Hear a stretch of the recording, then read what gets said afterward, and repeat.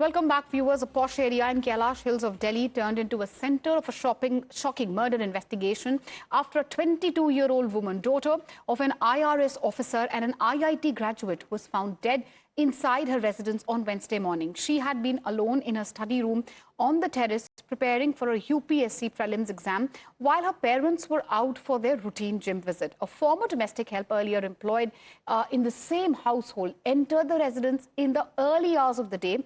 That entry marked the beginning of a crime that would later be reconstructed minute by minute via CCTV and forensic evidence as well. Times Now is bringing you some details, exclusive details of the chilling murder and also the investigation. Let's talk about, the murder trail and the inside access, the details which we have for you all. Now, viewers, let's take a look at, the details which are emerging. First of all, it seems very clear that this ex-help knew the family. Obviously, you can see him walking nonchalantly outside, right outside the house. Then 6:30 a.m., it was the time when the parents left for the gym.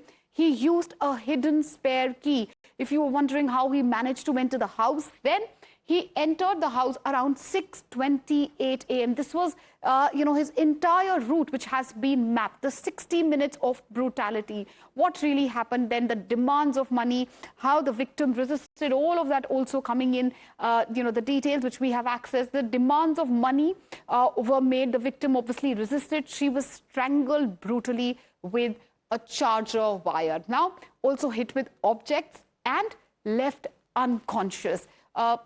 What we know at the moment, according to reports, that the victim was also allegedly assaulted during this attack. Now, talking about, the motive, locker loot, what really had happened in that point of time.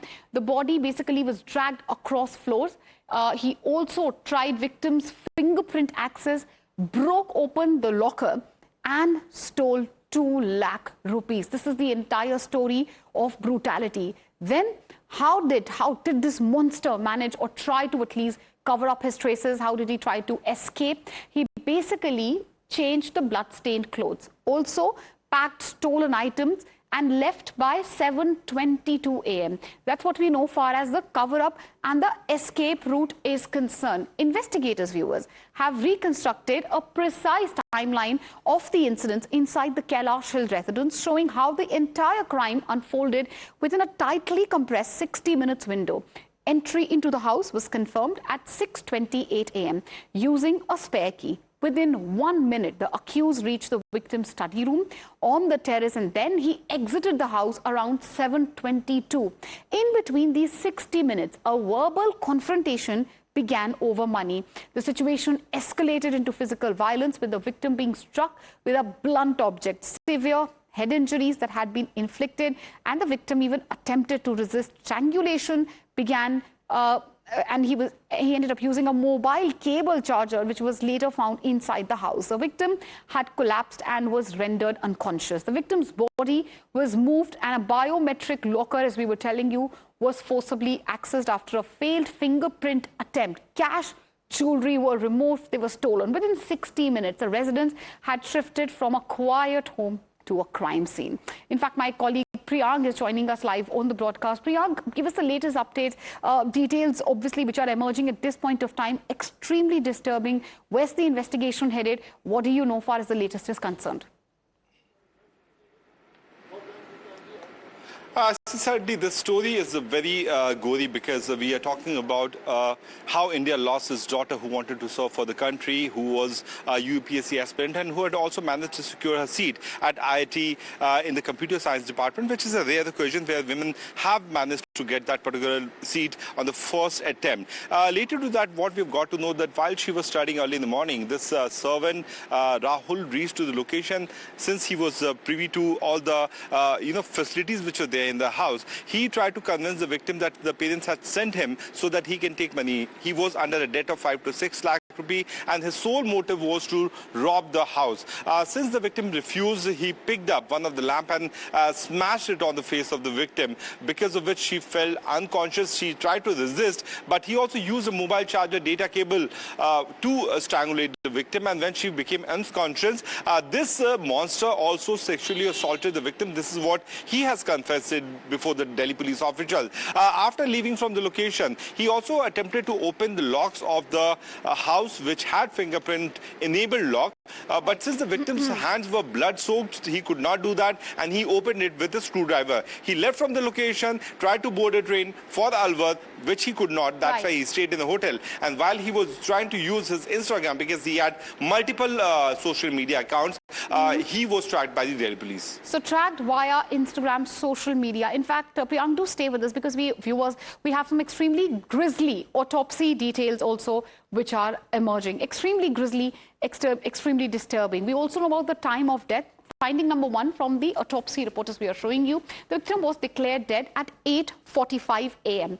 Also, head trauma, skull exposed, and severe head injuries also noted. Finding number three, again disturbing, multiple wounds, abrasions, lacerations, injuries across the body were found. Then what else do we know from this autopsy report? Sign of resistance as well, because there were bruises on her arms, hands and legs as well. Talking about further findings, face injuries. The nose was fractured. All of this obviously gives you an idea of the unfortunate brutality which she had to suffer. About the eye and scalp damage, finding number 6.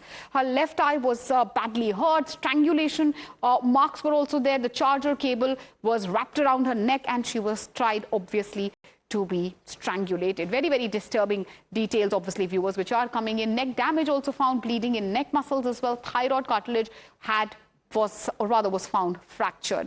Cause of death, according to the autopsy report, asphyxia due to strangulation. So that is the cause of death, which obviously the autopsy report is highlighting. Internal signs. Now, all the organs were congested.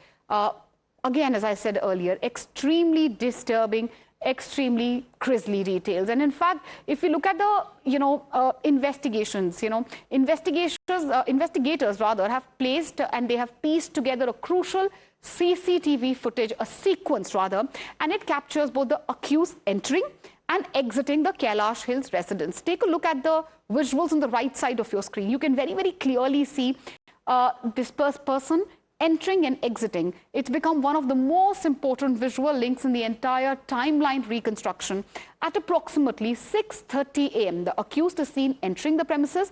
At that time, he is wearing black trousers. Exit tells you a very different story. 7:22 a.m., CCTV captures the accused leaving the building. This time, he is no longer in the same clothing. He is seen wearing white trousers. Along with the change of clothing, he is also seen carrying a bag while walking away from the house, and we've obviously highlighted that for you. The accused, Rahul Meena, worked as a house help at an IRS officer's home for 8 months. He was dismissed 2 months ago. Sources familiar with the investigation say that the accused had developed a pattern of borrowing money from people around him, neighbors, domestic workers, individuals within the residential community. These borrowings were frequent and in the most cases never repaid. Over time, this created tensions within the local network and also raised multiple informal complaints which led to his dismissal. Alongside this, financial behavior, investigators are also probing his increasing dependence on online betting platforms, the gaming applications as well. And now comes the most chilling layer of this entire investigation. For that, my colleague Priyank obviously continues to be live with us. Priyank, if I could come to you, what is being highlighted at this point of time, again, it's all in the realm of investigation, but investigators are, I believe, are probing the accused likely or increasing dependence on online betting, gaming applications. Has that got something to do with this crime? What is it that you're picking up from your sources? Yes, certainly. Actually, he was investing a lot in this online gaming app. That's why he kept on borrowing money from various individuals. That led to having a debt of 5 to 6 lakh rupee on his family member. In fact, he attempted to clear out the debt by robbing mobile phone from 3 different individuals. He had robbed 2 mobile phones there in Alwar, where he also sexually assaulted one of the victims, which has led to filing of an FIR. Not even that, he used this money to come to the national capital, and he was thinking that he will get rid of the money. But while he was strangulating the victim, he also sexually assaulted her, which adds more horrific detail to this particular story. This accused is a psychopath. This is what we can sense. We have spoken to the senior officials back there in Rajasthan also. They have said that this kind of pattern is of a psychopath killer. So he was not a serial rapist only. He was a psychopath killer who was under a debt of 5 to 6 lakh rupee. His sole motto was to get money by any means, and by robbing the house, he also strangulated and killed the victim.